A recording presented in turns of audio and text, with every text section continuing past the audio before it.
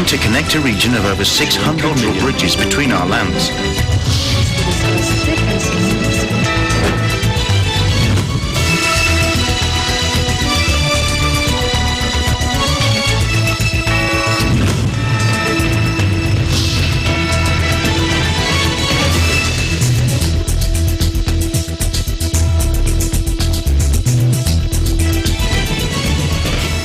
Good afternoon. Hello, I'm Alma Angeles from your EBC studio here in Manila. And I am Crystal Mapa from EBC Thailand Bureau to give you the latest updates from the dynamic ASEAN region. On today's headlines. Foreign ministers of ASEAN and EU foreign minister met online to discuss the cooperation and regional issues, including the fight against COVID-19 plus security in the South China Sea. EU Foreign Minister Joseph Borrell discusses security issues in South China Sea. And our EBC correspondents from Thailand and Vietnam will join us live with their reports.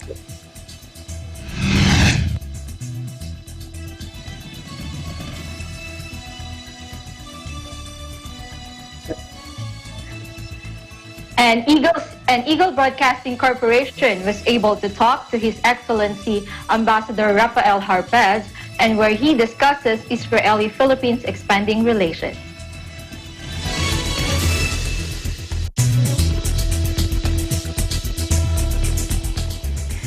First, the foreign ministers of ASEAN and EU foreign minister met online to discuss the cooperation and regional issues, including the fight against COVID-19 and security in the South China Sea. First, Singapore Foreign Minister Vivian Balakrishnan spoke about how the cooperation between ASEAN and the EU is important during these unprecedented times. Take a look. We last met at the ASEAN-EU Ministerial Video Conference on COVID-19, which we convened on the 20th of March 2020. 4 or 5 months have passed incredibly quickly. And since then, the global COVID-19 situation has actually worsened significantly. And needless to say, it has severely disrupted how we live, work, and even travel. ASEAN has stepped up our efforts to address the pandemic, both as an organization and also with our key partners. The ASEAN-EU Ministerial Video Conference on COVID-19 was our first video conference with a dialogue partner on COVID-19, and it paved the way for us to leverage technology to continue meeting with and engaging key partners. Despite the challenging circumstances, ASEAN and the EU have still managed to work on new areas of cooperation to deepen our ties. So,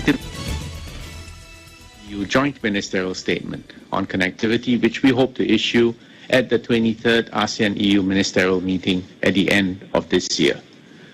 This is particularly timely, as the COVID-19 pandemic has demonstrated the importance of preserving supply chain connectivity and upholding a rules-based multilateral trading system.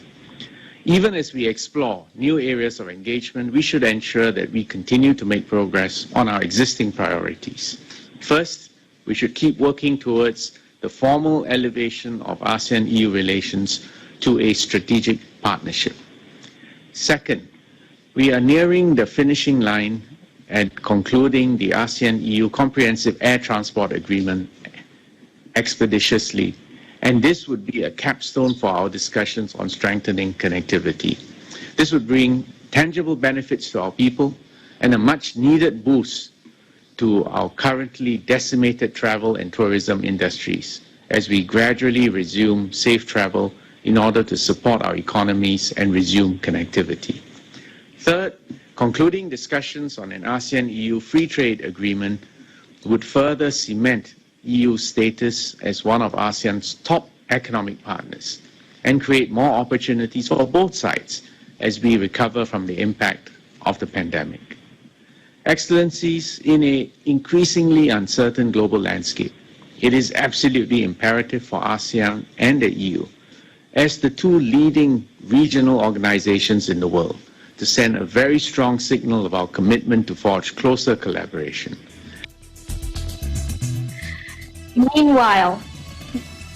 Meanwhile, EU Foreign Minister Joseph Borrell met online with ASEAN partners and ministers to discuss cooperation and regional issues, including the fight against COVID-19 and security in the South China Sea. Let's listen in.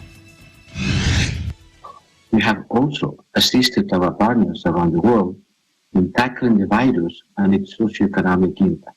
In ASEAN alone, we mobilized over 800 million in assistance, more than any other partner of ASEAN. And today, I would propose that our experts from EU and from ASEAN to get together to see how best we can cooperate and exchange security. I would like to stress the need for a rules-based order as a source of security. We are focusing on COVID-19 and the economic impact, but we should also be vigilant about the undercutting of the international rules-based order in other domains. We cannot allow countries to unilaterally undermine international law and maritime security in the South China Sea, thereby representing a serious threat to the peaceful development of the region. Asian security is also European security. Also here, we need to intensify our cooperation. And that's why, for example, we are working with you, with our ASEAN partners, to deploy military and counter-terrorism advisors in several of our European Union delegations across Asia, including in Jakarta. Last year, my predecessor signed an agreement on Vietnam's participation in our European military and civilian missions. I am very happy of that, because these missions are deployed on 3 continents, from the Indian Ocean to Africa, and they contribute a lot to be a security provider. I hope it will be the first of many with our friends in ASEAN, because our missions do not only serve European interests. They serve first and foremost the interest of peace and security worldwide, especially in some of the most troubled parts of our world. And unhappily, we have a lot of troubles in our world. We should to contribute together to decrease tension and ensure peace.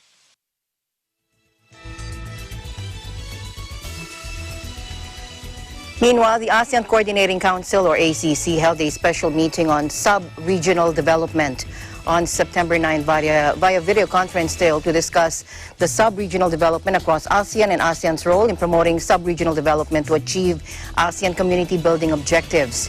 Now, the ministers discussed the way forward for the enhanced role of ASEAN in promoting sub-regional development and agreed to explore cooperation in, number 1, harmonizing sub-regional development strategies and ASEAN development strategies, such as the ASEAN Community Vision, Blueprints 2025, Initiative for ASEAN Integration, Work Plan 4 and Master Plan for ASEAN Connectivity, or MPAC 2025, and promoting sub-regional development in ASEAN's relevant cooperation agenda.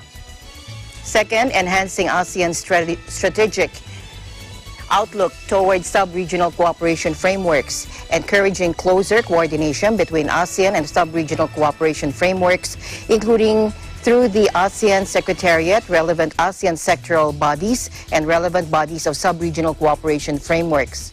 3, promoting dialogues and cooperation in ASEAN and with ASEAN's external partners on strengthening sub-regional development, including through existing mechanisms, ensuring that sub-regional cooperation is complementary to ASEAN's efforts towards regional integration and narrowing the development gap within ASEAN and ASEAN community building, encouraging coordination and exchange of information among sub-regional cooperation frameworks with a view top promoting executive or effective synergy among them.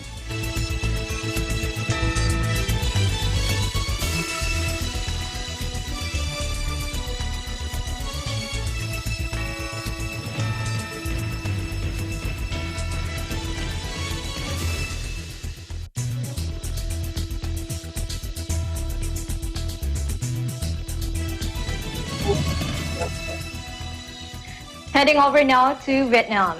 Although businesses are ready to rehire and there's a lot of enterprises willing to recruit, however, workers are not yet ready to go back to work. They would rather wait until COVID-19 is under control. We have an update coming in from our EBC Vietnam Bureau, Charlene Navaja. Hi, Charlene. Hi, Crystal. Good afternoon to you and to you too, Alma. Good afternoon. So Go ahead. enterprises in a number of sectors in Ho Chi Minh City need to recruit a large number of employees but are finding it difficult to fill positions despite numerous job losses amid the COVID-19 pandemic. A director of a company here said that they are still looking for quality assurance staff, salespeople, and accountants, and are willing to retrain new employees and also help the disadvantaged to find suitable jobs, but they still cannot recruit enough employees. Many unemployed people are becoming picky that they are comparing their previous salaries to new ones. So Lethekyu Fong, the director of the Job Service Center under the city's Department of Labor, Invalids and Social Affairs, said that connecting unemployed workers with employers have been so difficult. So many people who have lost jobs have social welfare support and other unemployment allowances and are waiting until COVID-19 is under control. So many unemployed want to relax for a few months instead of finding a new job. And for labor demand, the labor market has seen fluctuations in demand this year. So according to the city's Center of Forecasting Manpower Needs and Labor Market Information, or FALMI. So at the beginning of the year, enterprises focused on businesses and production activities to meet consumer needs for Tet. So that's Lunar New Year 2020. So there was a rising demand for part-time and seasonal workers. Recruitment demand from mid-February, however, declined compared to the same period last year due to the COVID-19 outbreak. In the first 6 months of the year, demand of laborers decreased by 28% year on year. And in July, the center organized a job exchange fair to provide 15,000 jobs to job seekers. Nguyen Van Sang, the deputy head of the Ho Chi Minh City Youth Employment Service Center under the Ho Chi Minh City unit of the Ho Chi Minh Communist Youth Union, said the center had asked youth unions to compile a list of working age people and the kind of jobs they prefer. The center would help connect them with a company in need of employees. According to Les Wan Zung, the director of Ho Chi Minh City Student Assistance Center, more than 300 units and enterprises are offering more than 2,000 jobs for students. Some part-time jobs need students to work immediately, and the incomes are ranging from 22,000 to 50,000 dong. So that's around 95 cents to $2.17 per hour. So there are also permanent jobs such as receptionist, accountant, programmer, and technical staff with a monthly salary of 4 to 6 million Vietnamese dong. So that's around $175 to $260. So the center said that 4,000 enterprises in the city were expected to cut or lay off about 120,000 employees in September due to a lack of orders in raw materials amid the pandemic. The cuts would occur mainly in tourism, accommodation services, transportation, construction, garments, and footwear. Laborers would receive loans for vocational training from the National Employment Fund and the Capital Aid Fund Employment for the Poor, or CEP, under the Ho Chi Minh City Labor Union. In the southern province of Binh Duong, enterprises and industrial parks are looking again for more workers. According to the province's Employment Service Center, nearly 1,000 foreign invested and domestic enterprises last month said they needed more than 13,000 workers. Of the jobs needed, the number of unskilled workers in August increased by more than 26% compared to July. More enterprises need workers in textile and garments, leather, footwear, and electronics. So Dang Ngok Tien Hong, the director of province's Employment Service Center, said the labor market was frozen in previous months because of A number of enterprises were dissolved or temporarily stopped operations due to the impact of the pandemic. That led to an increase in the number of unemployed during the period. And she also added that the increase of recruitment demand in August showed the factories are ready gradually restart and stabilize their production. So newly established enterprises in the province this year have totaled nearly 4,000 with total registered capital of nearly 27 trillion Vietnamese dong. So that's around 1.7 billion US dollars. And local companies will have to recruit more than 46,000 employees this year, mostly manual workers in garment, footwear, wood processing, and electronics. And more than 50,000 workers in the province have lost their jobs due to the impact of pandemic. Most of them have received unemployment benefits.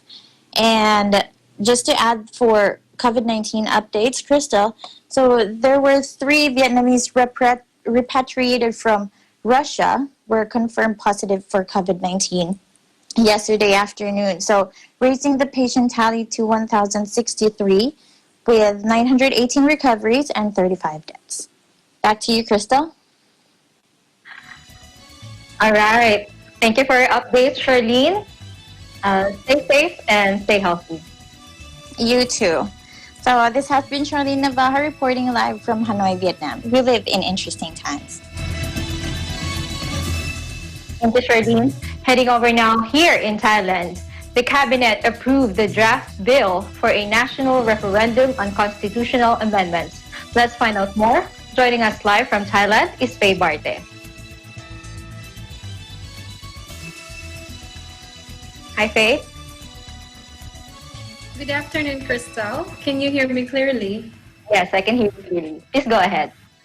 Good afternoon to all the viewers as well. Yes, the cabinet approved the draft bill for a national referendum on constitutional amendments following a proposal made by the Election Commission of Thailand. The draft bill will be forwarded to the Office of the Council of State for screening as an urgent issue before being presented to the National Assembly. It seeks to amend the law governing national referendums in accordance with the Constitution of Thailand so that the Election Commission will be able to legally organize and supervise the national referendum on constitutional amendments. For instance, in the national referendum, voters must be Thai nationals and be at least 18 years old. Monks and novices should not be allowed to vote. The organizing of the national referendum requires a budget of about 3 billion baht. If measures to prevent the spread of COVID are included, the cost could reach 4 billion baht. And Crystal, aside from this referendum, I would just like to add more updates about some of the people who got infected of COVID-19. The first one is the inmate here, because after receiving the report of a male inmate found to be infected with COVID-19, the Department of Disease Control investigated and found out that there were 1,004 persons who had close contact with the patient. 120 persons have a high risk chance of infection. 884 are at low risk. The results of COVID-19 tests for 570 of them are negative. The department is advising the public not to panic and to continue wearing masks, to keep physical distancing, and to follow good hygiene. There is also a football player, and the Minister of Public Health stated in a press conference on 11th of September that an Uzbekistani footballer who will participate in the Thailand Football League has tested positive for COVID-19. He tested before he departed Uzbekistan and got a negative result, and after arriving in Thailand, he quarantined in the alternative state quarantine, or what they call ASQ, for 14 days. During the quarantine, Crystal, he was tested twice and got negative results. He was tested again with active testing on September 8 and got a positive result on September 10. The Department of Disease Control is investigating who has had close contact with this footballer. So far, 41 persons who are his teammates and some staff, have been found negative. And the Minister of Public Health is culturing the virus and will compare its generic structure with the virus in Uzbekistan to find the origin of the infection of this patient. And the Ministry of Public Health also has urged the public not to panic and keep up their hygienic practices. All this information, Crystal, are from PR Thai government. Back to you. All right, thank you for all your updates, Faye, and thank you for your time. Thank you very much, Crystal. This is Faye Barte, and we live in interesting times.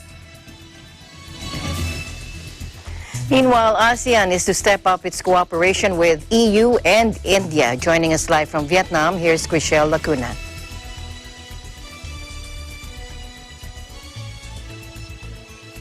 Hello, good afternoon to you. Good afternoon, Chriselle. Go ahead. That is correct. ASEAN step up cooperation with Europe and India. The ASEAN Europe and ASEAN India ministerial meetings were held virtually on September 12 within the framework of the 53rd ASEAN Foreign Ministers Meeting, or AMM 53, and related meetings. At the ASEAN Europe ministerial meeting, both sides emphasized the importance of the relationship between two regional organizations that are considered the most successful. The two sides acknowledged the positive progress in the bilateral cooperation in recent years, and especially in the active implementation of the ASEAN Europe Action Plan for the 2018 to 2022 period. For many years, the Europe has been the most important partner of ASEAN, especially in the economic and development cooperation. The Europe is currently the third largest trading partner of ASEAN, with a two-way trade reaching $280 billion in 2019, and the third largest source of foreign investment of ASEAN, with a total volume of FDI hitting $16.2 billion last year.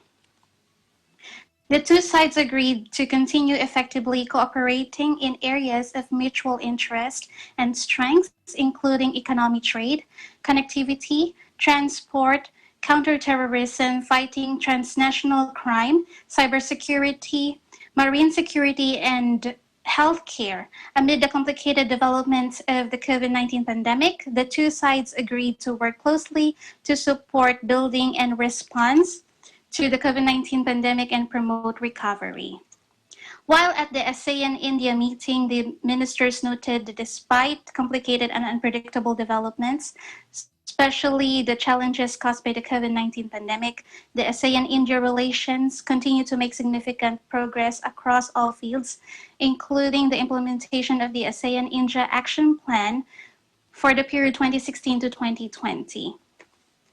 India affirmed its relationship with ASEAN, emphasizing the ASEAN plays a central role in the India's Act East policy. ASEAN highly appreciated India's commitment and the active participation in ASEAN-led mechanisms such as the East Asia Summit, or the EAS, ASEAN Regional Forum, or the ARF, ASEAN Defense Ministers Meeting, or the ADMM, and the expanded ASEAN Maritime Forum, or the EAMF, as well as India's support for regional cooperation and ASEAN community building. The two sides agreed to promote cooperation in the areas of economy, trade and investment, maritime cooperation, counterterrorism and fighting transnational crime, connectivity, science, technology and innovation, natural disaster prevention, control and mitigation, climate change response, and cultural and people-to-people exchange, and the narrowing development gaps. Regarding response to COVID-19, India affirmed to support ASEAN in overcoming the pandemic's consequences and promoting the pandemic's sustainable recovery, and work closely with ASEAN in research and production of COVID-19 vaccines and treatment medicines. Those are the updates from ASEAN. Alma? All right, thank you very much, Chriselle. Looking forward to more updates there in Vietnam and the ASEAN Forum. Thank you, Chriselle. From EBC Vietnam Bureau, this is Chriselle Lacuna. We live in interesting times. ASEAN in Focus will be right back.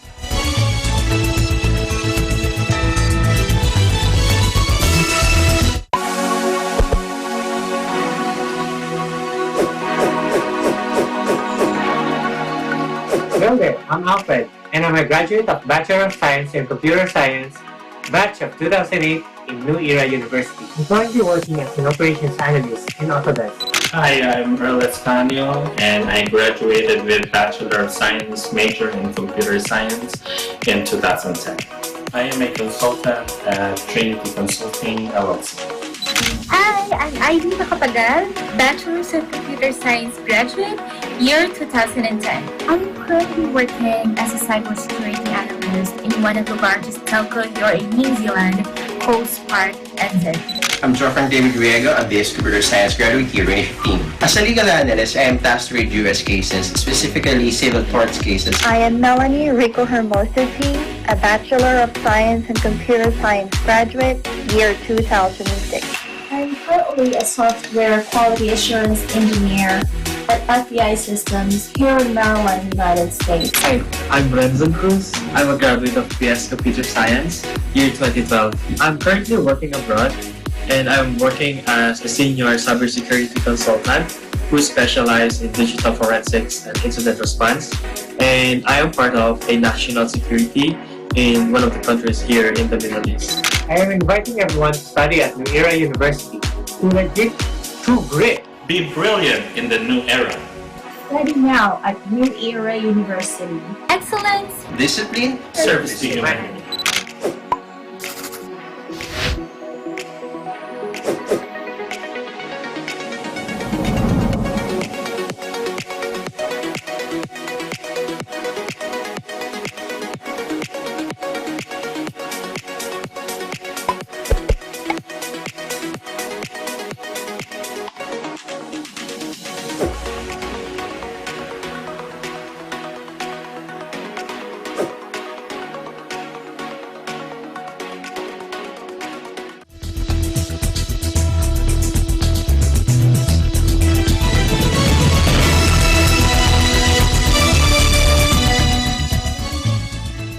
Earlier, Eagle Broadcasting Corporation, care of Alma Angeles, was able to talk to His Excellency Ambassador Rafael Harpaz, and where he discussed Israeli-Philippines expanding relations. He also talked about his last courtesy call visit to the Iglesia Ni Cristo's Executive Minister, Brother Eduardo V. Manalo, and commended the Church worldwide aid to humanity. Please watch this. A very warm welcome to our Ambassador, His Excellency, Ambassador Rafael Harpaz. Thank you, sir, for allowing us to interview you today. Thank you very much, sir.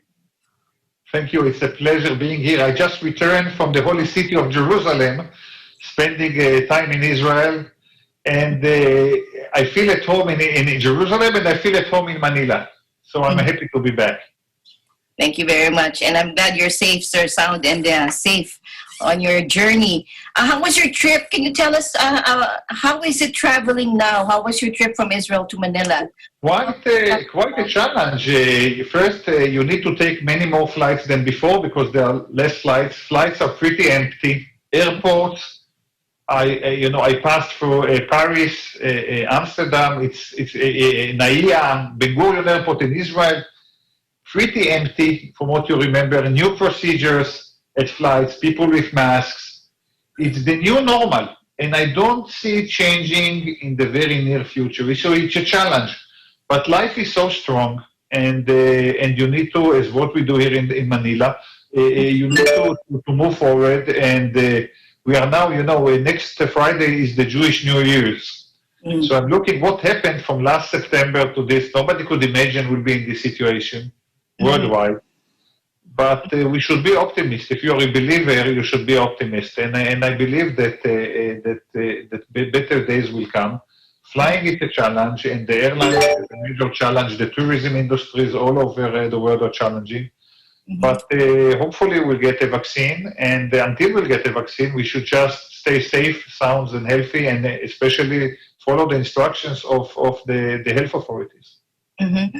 How is the embassy and its operation now, Mr. Ambassador? Have you gone back to a 100% physical office work, or is it still a percentage still working?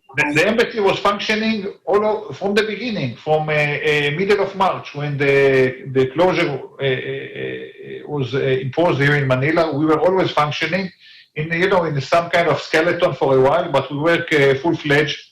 And we keep a very strict protocol about that people won't be infected, both our guests or our consular services. So it's a new reality. We need to learn to work from a distance, and I think we didn't compromise at all at giving our services, which is the most important thing.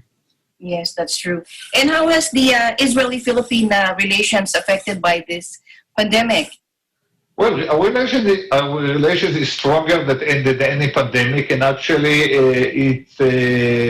I'm very glad that Israel was willing to share first our experience in technologies that can help and assist in combating the COVID-19, whether it's fighting fake news or identifying the virus, or by the assistance we gave already an assistance to your health, to your first responders at the Philippine National Police and the Philippine Armed Forces. This week we gave a donation of a kit of test kits for Corona, 50,000 through your ambassador in Israel. We gave equipment to the Department of Education, which is very important to help with distance learning.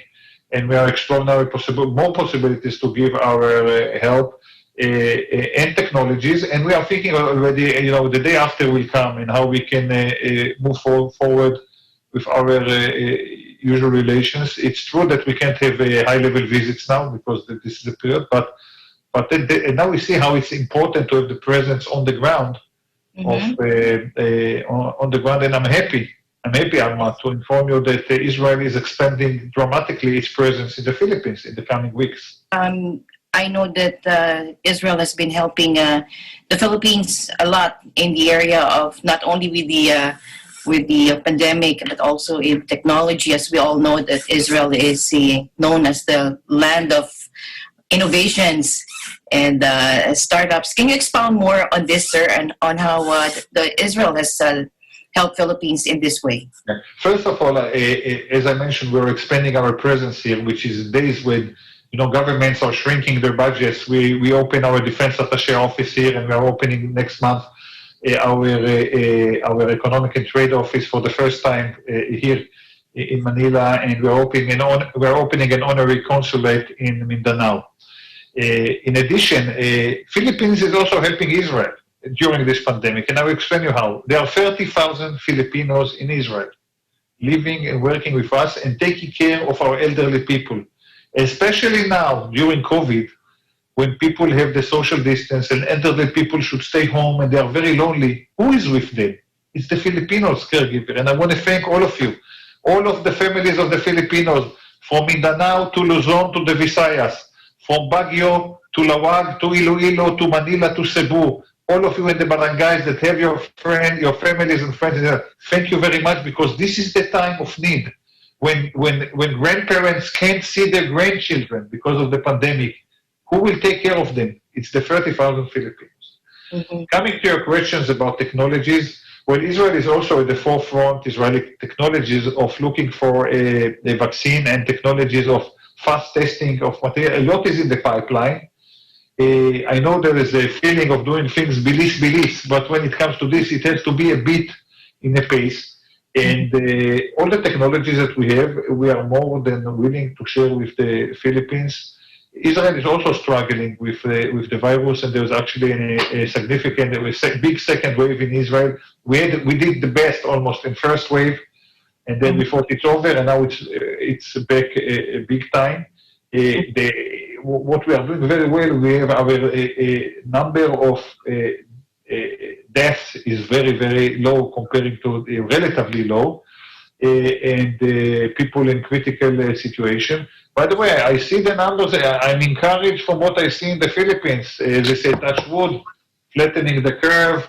while opening the economy. We have the same dilemma of the economy, and I think we need to let the economy move forward. But it's a challenge. With the Philippines, we work on everything, whatever we can do. Mm-hmm. You talked about the Filipinos in Israel and how they're helping Israelis as well there. Can you tell me how big is the Filipino community in Israel, and is it a combination of blue-collar workers, or is that industry work sector Filipino mostly? Well, there are approximately 30,000 Filipinos in Israel right now. All of them are working as caregivers for elderly people at a residence. We were just in April, we were due to open Israel for the first time to Filipinos to work in tourism. And actually, here, PUEA already started to recruit 1,000 Filipinos for the first time. And then came the COVID. So let's hope it will come back soon. We had many Filipinos tourists in Israel. Now tourism is not functioning, but it will come back. Both ways, by the way, because you asked me how the embassy functioned. We were very busy at the beginning to take Israeli tourists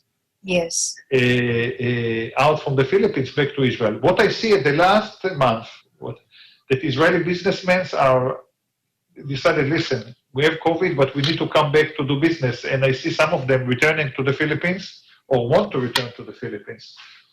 Because the economy has to move. So we are thankful for the Filipinos in Israel. We are thankful, and the moment COVID will be over and we go back, I invite all of you to come back to Israel. Hopefully we'll have the direct flights. We're almost there, by the way. Yes. So we can use our visa-free. When it comes back, sure. Visa-free is there and it's going to stay. And hopefully there will be direct flights. Hopefully we can go back to it. Hopefully.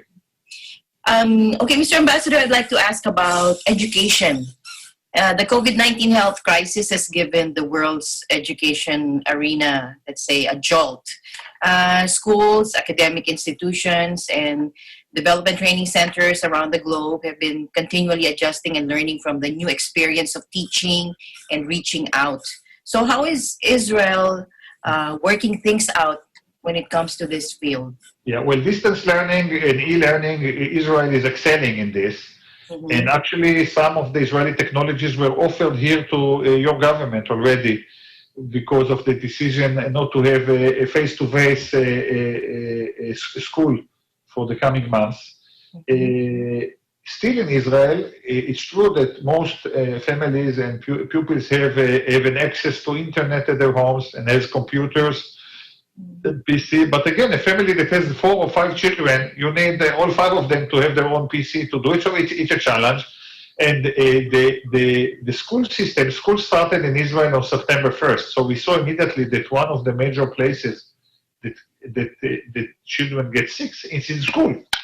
Either from the teachers, and then you need to put the classes in quarantine. So they did it in capsules, but it's a major challenge. Another major challenge, Philippines, which is 110 million citizens and schools which are very, very dense. It's another challenge. We are actually at least giving another small donation to 2 schools here in the Philippines about sanitation material, whatever. The day that you can come back to school, it's not going to be the same because sanitation will be very, very important. Distance learning will be very important. And we know that distance learning can't compensate fully for direct front studying. It's not the same, especially for the young generations. They need, concentration at home. It puts a lot of burden on the parents. We know it. So, and they need to go to work. So how do you compensate? So it's a major challenge. I can tell you that the Israeli children that are in Manila, in addition to going to schools here, they study in a virtual, all year long. Without connection to Corona, they study Hebrew and Bible and other things in an Israeli school. They do it in e-learning. So we do it, and it's something you need to have you need to have the equipment, you need to have the good internet access, good Wi-Fi at your residence. It's part of it. But I think that this major crisis, it's also an opportunity to do things a bit different. Yes, true. Are there any best practices which the world or the Philippines can learn from Israel in coping with the different educational setup, especially during this pandemic? Major challenge, and actually we are learning while moving forward. Every day we learn new things. My son is studying at the university in Israel, and how can you conduct a test in the university while he's at home? How can you conduct it? What to do, and that's what they're doing. He's studying engineering, so you need to do. You can't compensate on having a laboratory. You can't do it from a distance. So it's capsules, and it's a lot of discipline when it comes to the purple badge. This is first, and doing a new curriculum for studying. It's going to be totally different. On the other hand, it gives you access to people that didn't have an access to education, to give them more access to education. So it's a major challenge, and I think it's a bit premature to see what are the ramifications for the long run. There is a major psychological element of this crisis. People, and I know people here in the Philippines and in Israel that has been at their homes since February or March. It hardly goes out because they're afraid to get it. So what is the price that children are paying for not going to school or not seeing their classmates and friends, or hardly can see their grandparents? What is family is the heart of the Filipino community. The same for Israel. Major challenges. We have, as I mentioned, the Jewish high holidays is coming, our Jewish New Year, and it's the big family gathering for us. And now there are discussions about having a closure, because we know that inside the families, that's where you get contaminations. Inside the circle. You go to work, you go to a family dinner, 20 people, and then you see 20 people die infected. Major challenge, not easy. And we need to support our elderly people. Very, very important. Very true.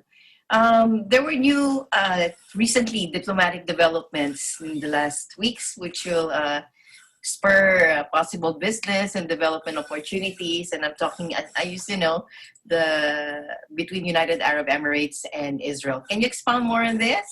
What a great news it is. Next week or next Tuesday, we're going to sign our bilateral agreement with the Emirates. We never had a formal relations with the United Arab Emirates. Israel has a peace treaty and diplomatic relations with Egypt, with Jordan, and we talk with many other countries. But the fact that we have this now in public, and it's not under the table, that we have these good relations with this very important country, which is a strategic partner for the Philippines, with hundreds of thousands of Filipinos living and working at the Emirates, in Dubai, in Abu Dhabi. It's a great news for the world. And the first thing we are discussing with them is cooperation on health issues, on in research, on development. Very important, very positive development for the world. And we are very, very happy with these developments. And hopefully there will be a few others that will join. But it's a new reality, and a new, certain new Middle East, I would say, in many, many terms. The moderate countries, the countries that are peace-loving, the countries that puts history behind and look towards the future. I think those that have a brighter future, and we have a lot of admirations to the achievements of the Emirates. Israelis are lining up the moment we put to fly and to enjoy the other way around. They want to visit for them to come to Israel. And I know, and we already are exploring what we can do after Corona, trilateral cooperations, because I just thinking about you fly Manila, Dubai, Tel Aviv. It's so easy, you cut the. So, and our gratitude to the Americans, which are the administration, is very helpful in facilitating. So at the White House, there will be a ceremony on Tuesday with Prime Minister Netanyahu. As far as I understood, the Foreign Minister of the Emirates will sign this agreement, which is really another piece of history, important piece. The health ministers of Israel and the United Arab Emirates spoke by telephone also to discuss cooperation in the fight against COVID-19. And the two ministers discussed ways to strengthen cooperation in the medical field related to the pandemic. This is amazing. Yeah, it's great news, and a lot they did. It's for what I learned about this great country. They really made major achievements. and channeling their wealth to education, to research, to health, to social welfare. And with Israel know-how and their know-how, I think we can do many things together. And we're looking for cooperation in so many areas. And it's great news. It's really, when we're all busy with the COVID-19, suddenly came this wonderful news, which makes us very, very happy. I just read in the news that Israel has a 2-week nation lockdown. Yeah, Israel will, well, it's the government has to decide, but because we have a major challenge, the numbers are going up. We know it because it's open. I was in Israel. You go to Tel Aviv, restaurants are full. You go to the beach, full. I went to the Galilee, it's full. Oh, wow. And the numbers are up, and we are entering to a period of the high Jewish holidays. This is time when people get together. And by the way, it's in Europe, I see the numbers are also going up. So this is a challenge. So the best way to do it, we'll do it sometime during the holidays, not yet a decision. The Jewish New Year's is next Friday night.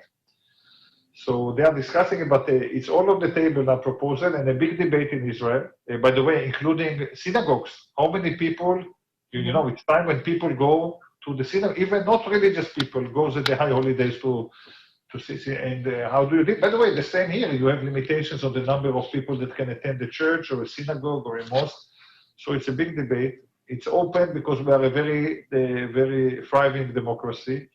And it's a major challenge. We knew, and then you don't have a winter like in Europe and Europe. The winter is coming. At the beginning, they say, you know, if it's hot weather, warm, maybe the virus will be dead. Well, it seems to be that's not the case. Now they say because in winter they're afraid of a spike all over the countries which are in the northern hemisphere. And then there is the usual flu that comes. So we'll see. Let's hope that they are wrong. What we have learned with this virus that we don't know. We don't know. The uncertainty is there. But you can't stop living. You can't stop working. And I see the Philippines has been exactly 6 months in this. And I see it a lot of resilience. You know, despite, you know, the big challenge and the burden and the terrible people lost their beloved ones, you know, almost 4,000 people here, and you know, and the heart goes to the families of them. Life is so strong, and I think it's very, very important that the economy is moving. The Philippines is, this is also a celebration of 2 years, has it been? Since exactly. September 2018. Yes, since the president visited Israel. And can you please tell us more about this and how has it been since that visit? Amazing. I was a new ambassador, and what an honor, what a pleasure it was to me, for myself, to be the official escort of President Duterte and the big Filipino delegation to really historic visit to Israel. We received him with open hearts. He represents a great nation. I attended these meetings always with Prime Minister Netanyahu, with President Rivlin, with the private sector, the visit to the Yad Vashem, the Holocaust Institute, the visit to the monument of President Quezon in Israel, his meeting with the Filipino OFWs, which was unbelievable how they received it in Israel.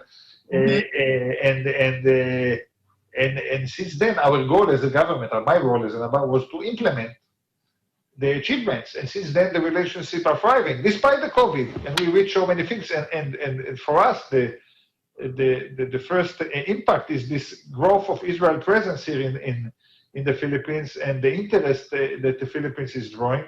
Coronavirus stopped some of the things that were in the pipelines, but I hope it will come back soon so we can have more OFWs in Israel, we can have more Filipino tourists in Israel, we can have more Israeli tourists here.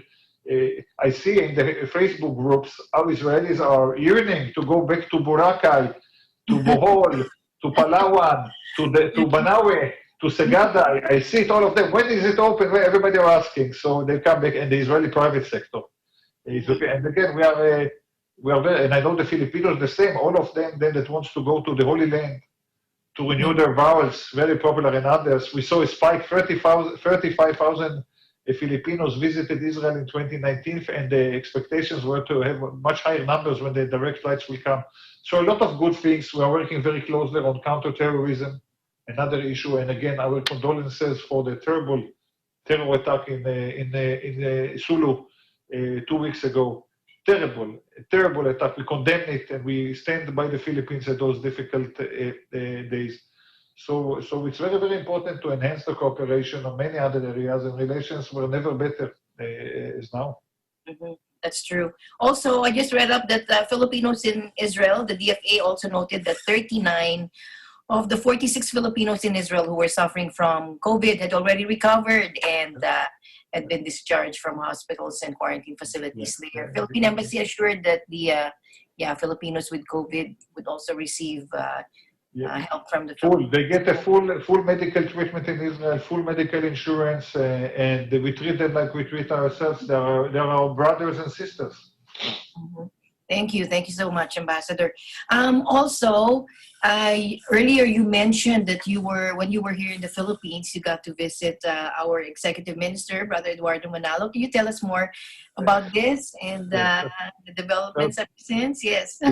My good friend, Brother Eddie, I would say, is a great inspiration for all of us. I recall our discussion and how he told me about his visits to Jerusalem and to Israel, how close he is to the state of Israel. I'm traveling, I've been all over the Philippines, all over. And I saw the endeavors of Iglesia Ni Cristo. I've been to your museum, the old museum. Now I understood there is a new museum, so I'm looking forward to come and visit it in Quezon City. And I see what you are doing, especially now during the crisis since March, and I'm aware of what you do for social welfare, supporting the poor people, the people that need. God bless you for what you are doing. It's an inspiration for all of us, and I wish him, Brother Red and Iglesia, many more years of this excellent activities. Many of my friends here are members of Iglesia, and they tell me how important it is for their well-being, for their feeling of giving, donating, assisting, and helping. And God bless you all. God bless you. Ambassador, would you like to have any last message for our viewers who are watching you right now? Well, we are now at the eve of the Jewish New Year's. And at the eve of the Jewish New Year's, we also we put our wishes, what we hope for the next year. And my wish is first for the Philippines, for our people in Israel, people in the Philippines, to be safe, healthy. And I'm sure that the next year will be, when it comes to health issues, will be better. We need to believe it's tough times, but we all stand together fighting this challenge. And I assure you that it will get better and better. And thank you very much. Thank you very much, Mr. Ambassador. It's been a pleasure. Thank you so much. Thank you, Maraming salamat po. Thank you very much. Thank you. All right. Thank you very much. And Cristel, thank you for joining us today. That's the latest from the ASEAN region. Thank you for having me, Alma. From EBC Talent Bureau, this is Cristel Mapa. Thank you, Cristel, again. And this is Alma Angeles. See you again tomorrow for more news here in the ASEAN region. I'm Alma Angeles. We live in interesting times.